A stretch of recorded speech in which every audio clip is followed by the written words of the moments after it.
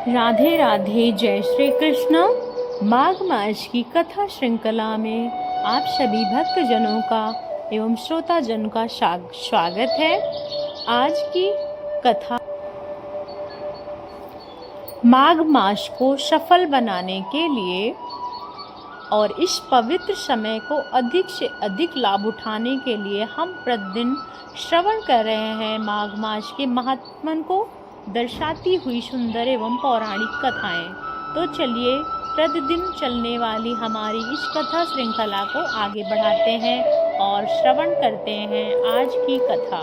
ऋषि वशिष्ठ ने कहा, हे राजन, माघ स्नान का उपवास आदि महान पुण्य करने वाले मनुष्य इस प्रकार दिव्य लोकों में जाते हैं और आते रहते हैं। पुण्य ही सर्वत्र आने और जाने का कारण होता है। प्राचीन काल में विप्रवर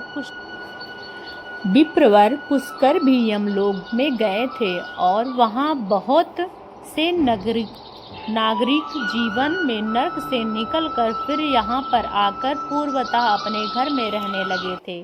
त्रेता युग में जब भगवान श्री रामचंद्र जी राज्य करते थे, तब एक समय किसी ब्राह्मण का पुत्र मरकर यमलोक चला गया और फिर से वह उठ गया था।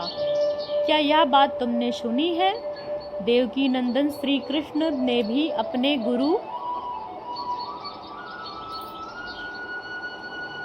संदीपनी के पुत्र को, जिस बहुत दिन पहले ही ग्राह ने अपना ग्रास बना लिया था, उसे यमलोक से आकर गुरु को अर्पित किया था। इस प्रकार और भी कई मनुष्य यमलोक से लौट आए हुए हैं और इस विषय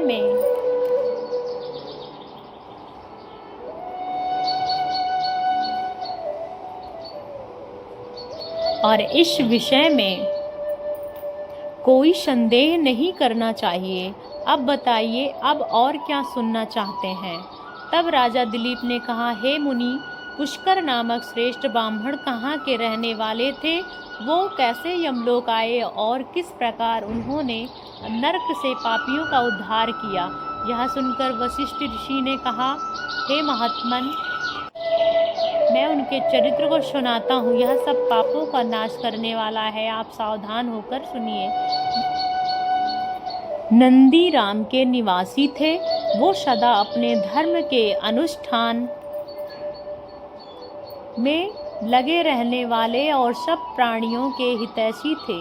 सदैव माघ स्नान स्वाध्याय में तत्पर रहते थे और समय पर अनन्य भाव से भगवान श्री विष्णु की आराधना किया करते थे। महायोगी पुष्कर ने अपने कुटुंब में नित्य प्रतिदिन अग्निहोत्र करते थे। हे राजन, वो अप्रय, हरे, विष्णु, कृष्ण, दामोदर, अच्युत, गोविंद, अनंत, देवेश्वर इत्यादि रूप से केवल भगवान नामों का कीर्तन करते थे। देवताओं का आराधना छोड़कर वह किसी काम में उन ब्राह्मण देवता का स्वप्न में भी नहीं लगता था। एक दिवस सूर्य नंदन यमराज ने अपने भयंकर दूतों को आज्ञा दी, जाओ, नंदी ग्राम निवासी पुष्कर नामक ब्राह्मण को यहाँ पकड़ कर ले आओ। यह आदेश सुनकर और यमराज के बताए हुए पुष्कर को न पहचान कर वो इन महात्मा पुष्कर को ही यमलोक में पकड़ कर ले गए। अब ब्राह्मण पुष्कर को आते देख यमराज मन ही मन भयभीत हो गए और आसन से उठकर खड़े हो गए। फिर उन्होंने मुनि को आसन पर बिठाया और अपने दूतों को फटकारा, अरे तुम लोग यह क्या किया? मैं तो दूसरे पुष्कर को लाने की बात, तुम लोगों ने कितने पापपूर्ण विचार है भला, इन धन आत्मा को क्यों लेकर आए? भक्त सदैव माघ में स्नान करने वाले उपवास परायण महात्मा पुरुष को यहाँ पर मेरे समीप क्यों लाए हो? दूतों को इस प्रकार डांट कर बताकर प्रेतराज यमराज पुष्कर से कहा, ब्राह्मण, आपके पुत्र और स्त्री आदि सब बांधव बहुत व्याकुल हो रहे हैं, इसलिए आप भी जाइए। तब पुष्कर ने यमराज से कहा, भगवान, जहाँ पापी पुरुष यातना में शरीर धारण करके कष्ट भोगते हैं, उन सब नरकों को देखना चाहता हूँ। उनकी ऐसी बात सुनकर सूर्य कुमार यम ने पुष्कर को सैकड़ों और हजारों नरक दिखाए। पुष्कर ने देखा पापी जीव नरकों में पकड़कर बड़ा कष्ट भोगते हैं, कोई शूली पर चढ़ा हुआ है, कोई बाघर खा रहा है, जिससे वह अत्यंत दुखी हैं। कोई तपी हुई बालू पर चल रहे हैं तो कोई कीड़े खा रहे हैं, कोई जलते हुए घड़े में डाल दिए गए हैं तो कोई कीड़ों से पीड़ित हैं, कोई असी पत्र में दौड़ रहा है तो कोई अंग छिन्न भिन्न हो रहे हैं, किन्हीं को आरों से चीरा जा रहा है तो कोई कुल्हाड़ी से काटे जा रहे हैं। खरी कीचड़ में भोगना कष्ट किन्हीं के सुई चुभो जा रही है। कोई सर्दी से पीड़ित हो रहा है तो कोई अन्य जीवों को नरक पकड़कर यातना भोगते हुए देख पुष्कर को बड़ा दुख हुआ। वो उनसे कहने लगे, क्या आप लोग पूर्व जन्म में कोई पुण्य नहीं किया था जिससे यह यातना में पड़कर आप सदैव भोग रहे हैं? यह सब सुनकर नरक में जीवों से विप्रवर पृथ्वी पर कोई पुण्य नहीं किया था और इसी को यातना भोगना पड़ रहा है और बहुत कष्ट उठा रहे हैं।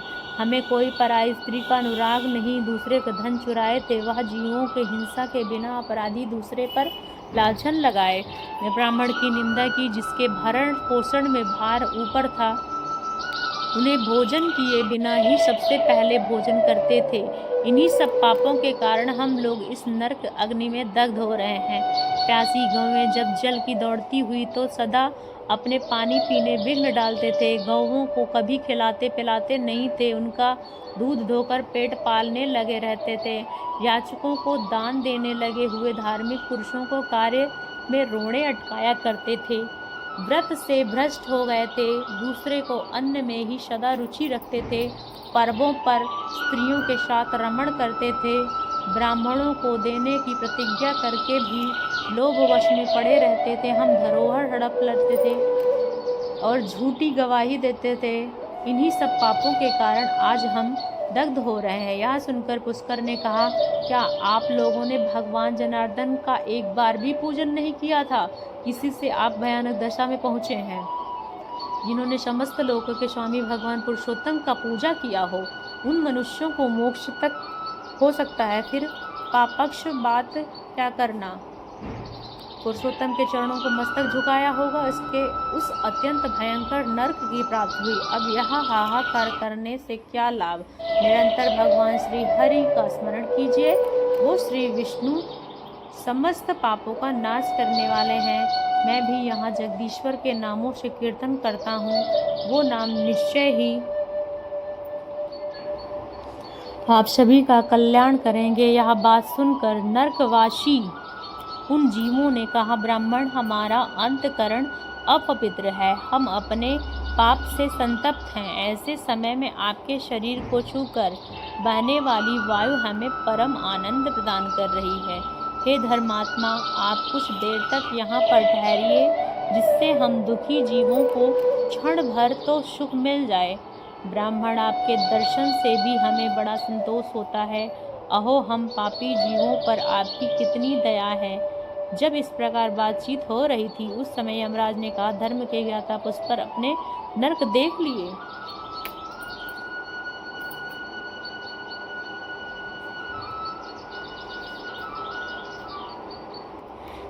तब पुष्कर ने कहा, हे भगवान, जब तक इन दुखी जीवों की आवाज़ कानों में पड़ती है तब तक कैसे जा सकता हूँ। जाने पर भी वहाँ मुझे क्या सुख मिलेगा। आपके किंकारों की मार खाकर जो आग के ढेर में गिरे हैं, उन नरकी जीवों को यह दिन रात पुकार सुनिए। कितने ही जीवों के मुख में निकली हुई ध्वनि सुनाई देती है, हाय मुझे बचाओ, मेरी रक्षा करो।